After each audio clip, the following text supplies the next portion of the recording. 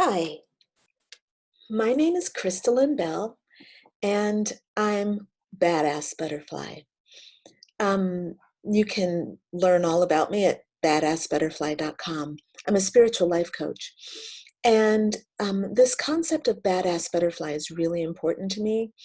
And I want to talk to you about being a badass butterfly and big thinking. So I have a program that I've just launched, and it's called Conquering the Enemies of Big Thinking. And in that program, we're going to be looking at the enemies of big thinking. What stops us from thinking big and really feeling like we can trust our big thoughts, our big ideas, and the things that our hearts truly desire. But this is the thing. Way too often, we are holding back on the things that we desire. We're actually making them smaller and bite size because we don't really have the confidence to go for the thing that we ultimately desire. And this is a problem. And I will no longer tolerate it in myself. And I'm going to make sure that anyone who's listening to me understands that you do not have to think small. Thinking small, playing it safe, those were things that you used as a coping mechanism so that you wouldn't have to experience disappointment, you didn't have to experience failure and things like that. However, I want to change your mind about this. So you'll be seeing videos that are coming from me, but I'm going to keep them very short. So today I want to talk to you about the 5 enemies. Well, there are more than 5 enemies. There are hundreds of enemies to big thinking, but I want to talk to you about 5 really important ones. And they are, let me tell you what they are. I'll give you just a really brief summary, then I'm going to go into detail about them. So it's um, your comfort zone, that place where you hang out and don't try to get out of. Um, Having a very small vision. Um, Limiting subconscious beliefs. These are beliefs that are hidden. You don't know you have them, but they are sabotaging you. It's a big deal. Negative emotions, which is totally messing up your vibe, right? Law of attraction, you need your vibe to be really high. If you've got negative emotions that are blocking your vibe, you cannot manifest the things you desire, the resources you need, so that you can think big. So negative emotions are an enemy to big thinking. And the last one that I'm going to be talking about is fear of failure. Fear of failure is a really big deal. Most people run away from anything they think they're going to fail at. They won't even try it. And if the thought of failure comes in, the fear of failure comes in, then you can forget about ever trying to get someone to even attempt to step out of their comfort zone and try on failure. So I want to talk to you about all 5 of those in this video. And hopefully I won't go on too long. Otherwise, I'll break this into 2 videos, but I'm going to try to talk about it in just one and keep it nice and short. So the first enemy that I talk to you about is your comfort zone. So your comfort zone is really great. It feels good. You feel good in your comfort zone. And what tends to happen is you attract more stuff that makes you comfortable, And there's nothing wrong with that. Your comfort zone, for me, is a place for you to rest and recuperate, to recharge your batteries, and to bolster your confidence so that you can go forward and do bigger and better things, right? So comfort zone is about resting, recharging, building your confidence, helping you regroup, and giving you good feelings so that you can keep your vibration high. And let's face it, if you're always out of your comfort zone, if you're always uncomfortable, then you're not going to necessarily feel good. So it's normal to go into your comfort zone. But what's not normal, and what spirit, I think, doesn't want you to do is to hang out and live in your comfort zone. I think that your comfort zone is a temporary resting spot. You use it, you let it nurture your foundation. And then you got to get the heck out of there and step up to the next thing. And once you step up to that next thing, you will find that there is a new comfort zone for you at a higher level. And that is a very wonderful growth strategy, a wonderful expansion strategy, so that you can actually find yourself growing, expanding, learning, taking on challenges, and getting the nurturing that you need to go forward. Because let's face it, we need nurturing. We do need comfort. We just don't want to live there forever. Okay? So that's what I want to talk about with your comfort zone. And in the 7-day challenge, where we're confronting these enemies of big thinking, what we're going to do is work with the enemies to find out, to challenge ourselves around them. Um, I have some controversial views around these things. Like, for example, I'm like, don't stay in your comfort zone, use it as a resting spot. Get the heck out of it, right? That's not too controversial. But let's talk about another another enemy. And it's small thinking in baby steps. So when I was younger, and whenever I wanted to take really giant steps and to make things happen, people would always say, oh, your steps are too big. You need to take baby steps. Just take baby steps. And they talked about that like that was a really smart strategy. And what I have found, sorry, I'm just checking double checking my notes. Baby steps, yeah. No, I'm good, sorry. Just double checking because I lost my train of thought there for a moment. So taking baby steps is really good when you don't know what you're doing. It's really good when you haven't sat down to make a plan. You have not calculated your risks, right? Taking baby steps is really good for that time. But while you're taking those baby steps, you should also be making plans, calculating your risks. I mean, the fact is, you're taking little steps. It's not like you're out there doing leaps and bounds and there's no space for you to figure things out.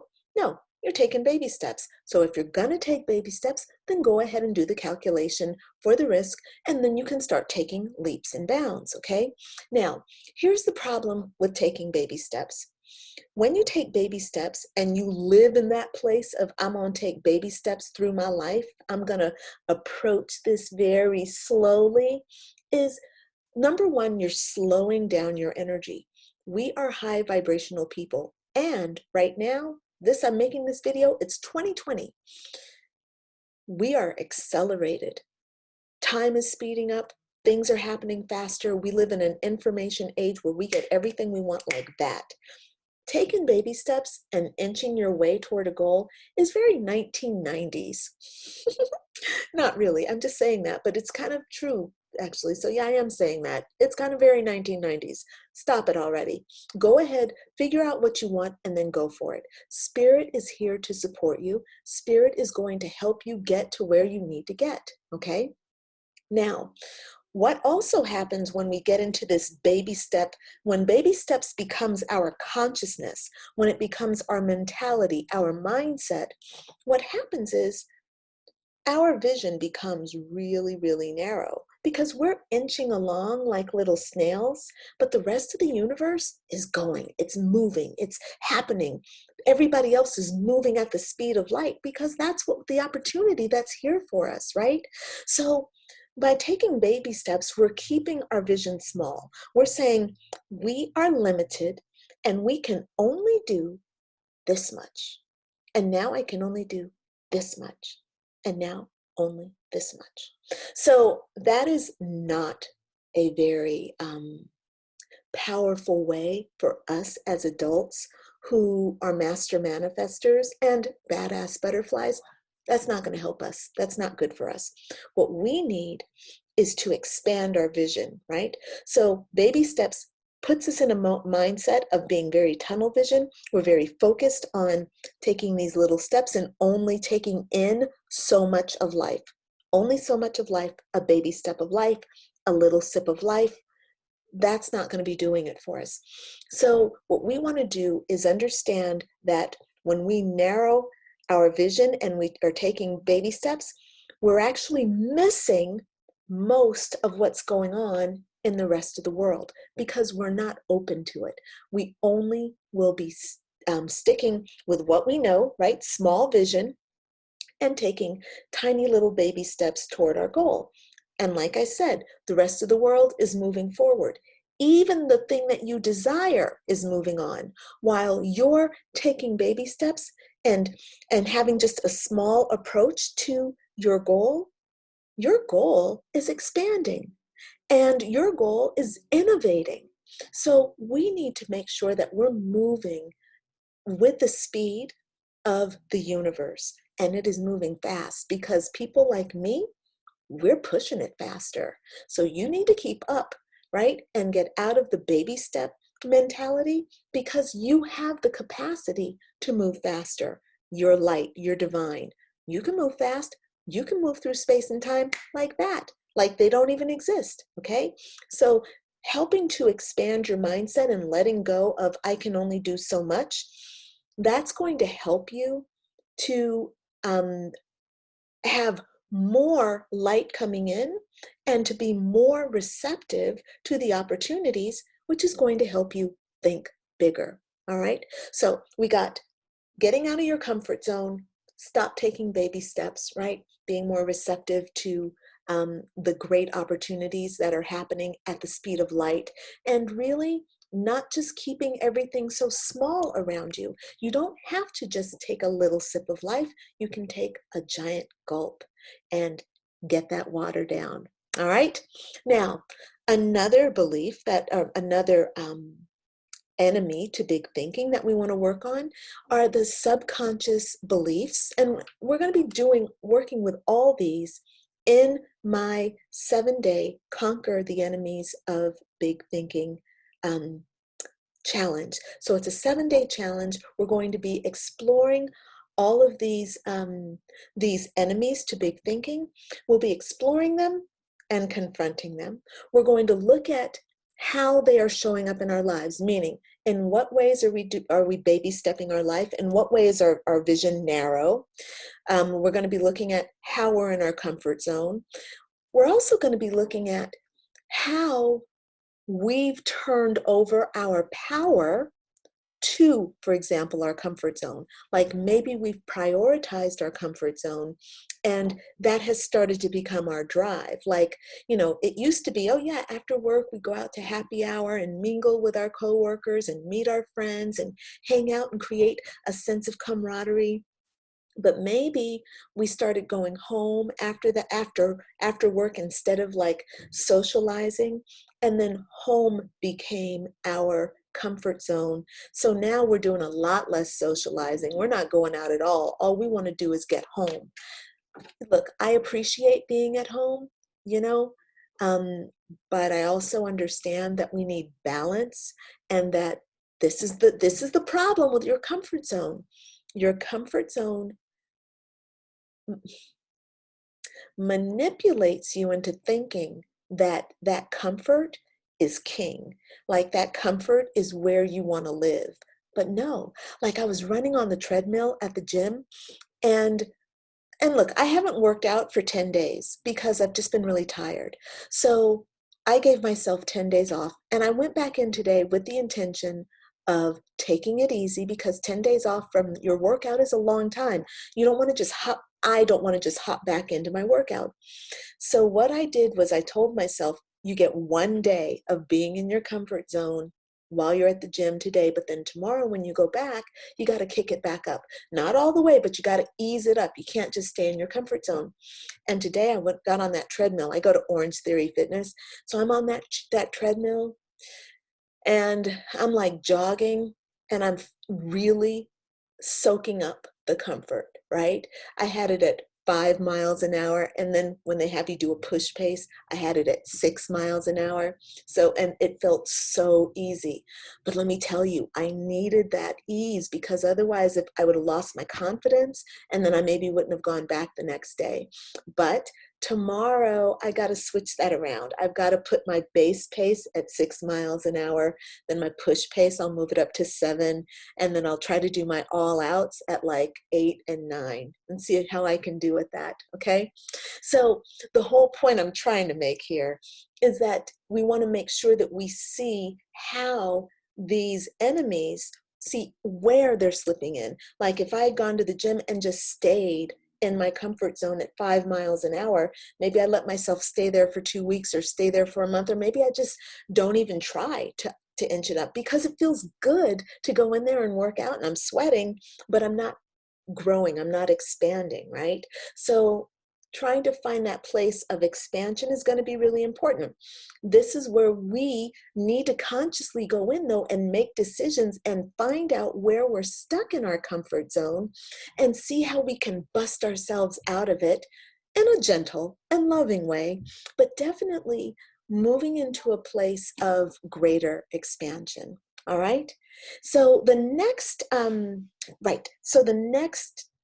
enemy to big thinking that we want to look at is the subconscious beliefs. Now, subconscious beliefs are really, really, really important. It's super important to understand that beliefs that you're conscious of, those have a great impact on you.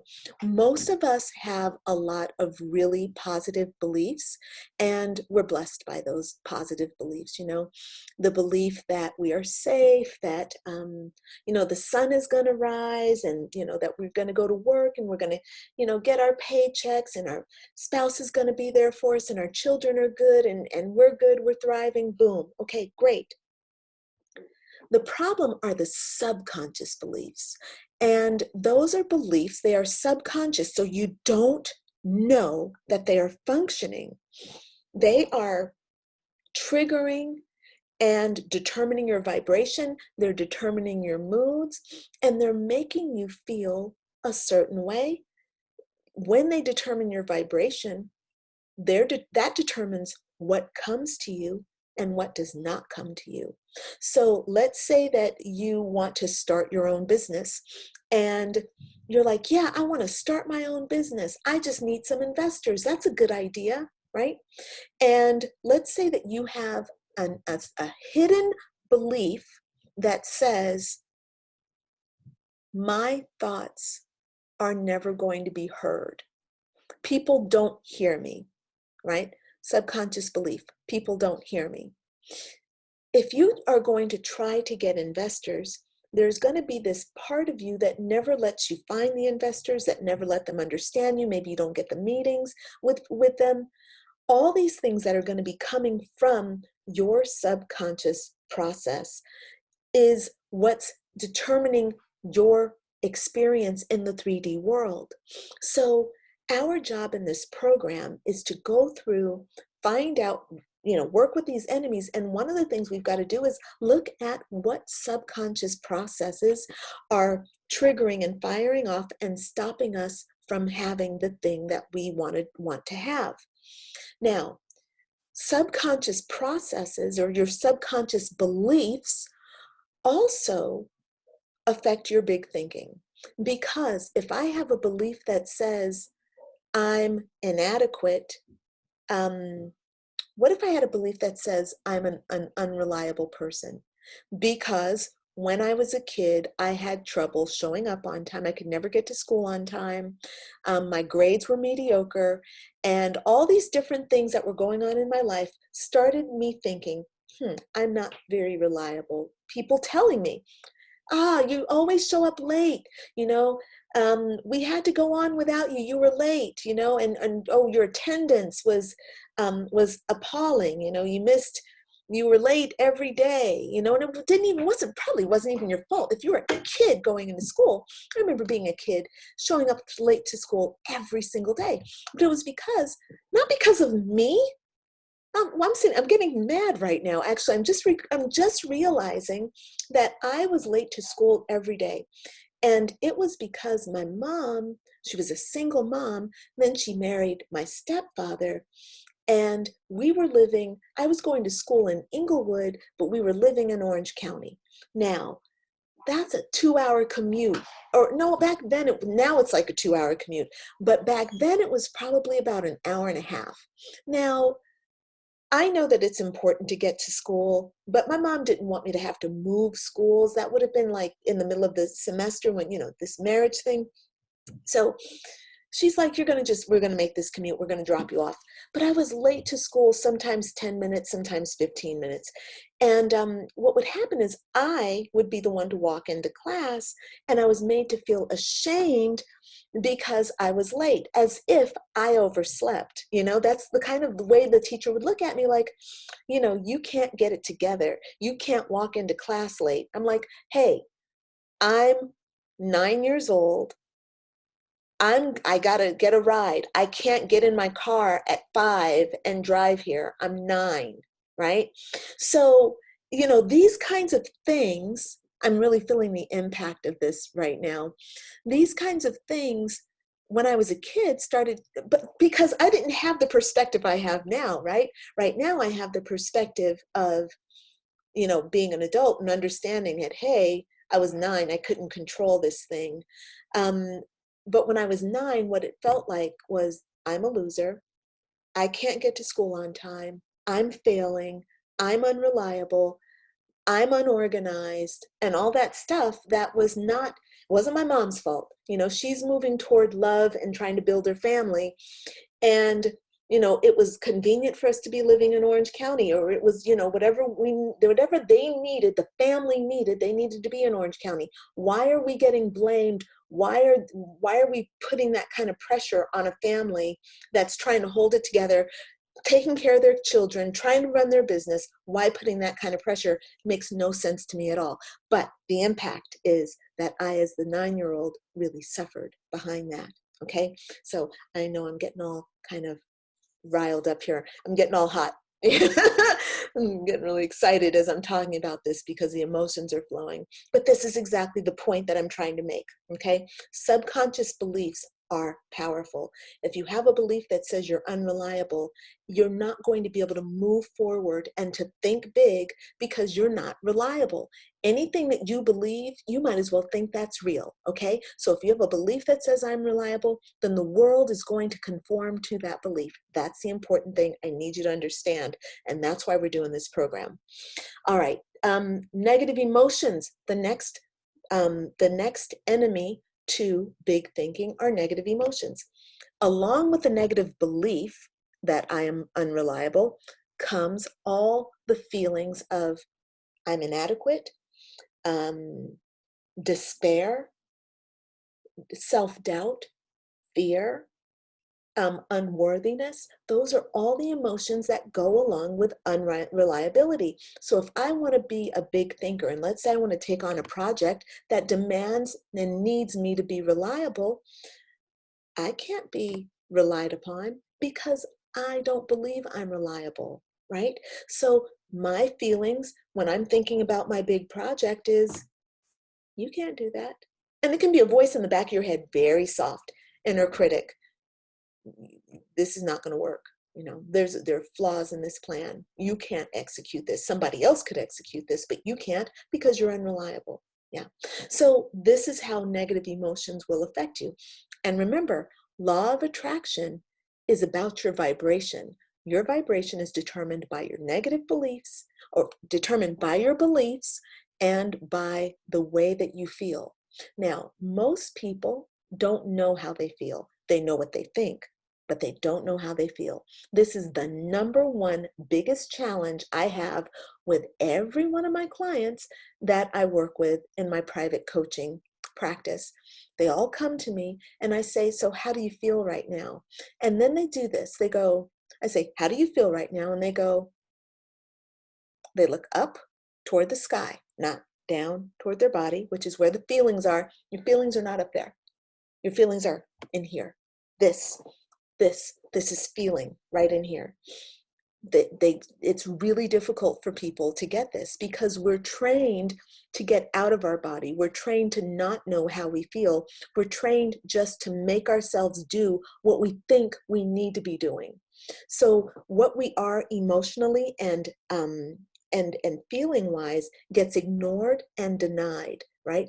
So most people can't feel what they feel, but that doesn't mean that it's not happening inside them. Emotions are energy in motion, and they can be quiet, right? Quiet anxiety, this underlying feeling of dread, right? People carry that around. They feel sick in their stomach. Oh, my stomach hurts. They get migraines. Oh, migraines. Tension in the neck and shoulders, right? Overeating. These are all responses to subtle negative emotions that are there, that you're ignoring. Doesn't mean that they're being ignored. Your body's responding to them. Your body's responding to them by having acid indigestion, by having constipation, by getting cancer, by your hair falling out, right? By acne breakouts, right? By binge eating, binge watching television, needing wine to unwind. All these things are responses to, okay, look, wine. Okay, love a good glass of wine, but when the wine is a need, that is not the same thing as enjoying a glass of wine just because you desire to enjoy a glass of wine, right? So it's up to us to understand the difference between a genuine expression, and connection. I want to watch a movie. Okay, that's a genuine expression versus I need to watch a movie because I just can't cope. So I'm gonna sit here and binge watch Orange is the New Black, right? So negative emotions are really powerful and they will totally affect your ability to think big. Now, the last one, how long have I, oh my God, I said it was going to be a short video. It was not short. Okay, no point in trying to speed up now. What's done is done, or almost done. What's almost done is almost done. All right, so fear of failure is the last enemy that we're going to be looking at for big thinking. Fear of failure is this thing that we do, and it doesn't have to be conscious, or it can be conscious or subconscious, but it's the fear of failing. And my theory, and this is where I told you I get a little controversial, my thing is failure is your friend, and it is perfectly okay to fail. The only failure that's not okay is the failure that comes by not taking action, right? I don't encourage you to fail by not taking action, right? I'd rather you go into failing big time, even unprepared and failing, than not taking action and failing because you didn't take action. But here's my point about failure. Failure is your friend because, number one, it's there with you while you're having an experience, right? Sometimes your human friends are nowhere to be found, but you know who's there with you? Failure. And it's cool, man, because when you talk to failure, failure will talk back. Failure will tell you why you're failing. Failure will also tell you what you need to do the next time around. Failure is so popular, so powerful, and I want to encourage you to get to know it. I have failed so many times and failed in a very glorious way. And the feeling is horrifying. I'm going to be honest with you, right? Failure feels like failing. It feels like loss. For me, it feels like total heartbreak, right? Like maybe I'm being sliced in half. It's a horrible feeling. I feel it in my body, I feel it in my soul, and I feel it in my mind. Like my whole system is just done with defeat, right? I'm not trying to say that you shouldn't feel that way. I am saying that you should feel that way. When you're in failure, you need to feel it, because failure, like every other emotion, like every other energy in motion, it passes. The feeling of failure, you feel it, you experience it, and then when you're done, it's done. When you're done, you're clear. You've learned lots of lessons, and now you're able to go forward and establish whatever it is that you want to do next. You get to go for your next dream. All right? Boom, I finished. And almost in under 30 minutes. All right, so if you've been watching for this whole time, I'm really, really appreciative. And I'm going to go ahead and sign off. I want to encourage you to join my program, Conquering the Enemies of Big Thinking. It's a 7-day challenge. It's absolutely free. There is a link to join in the description of this video. All right, signing off. Bye for now.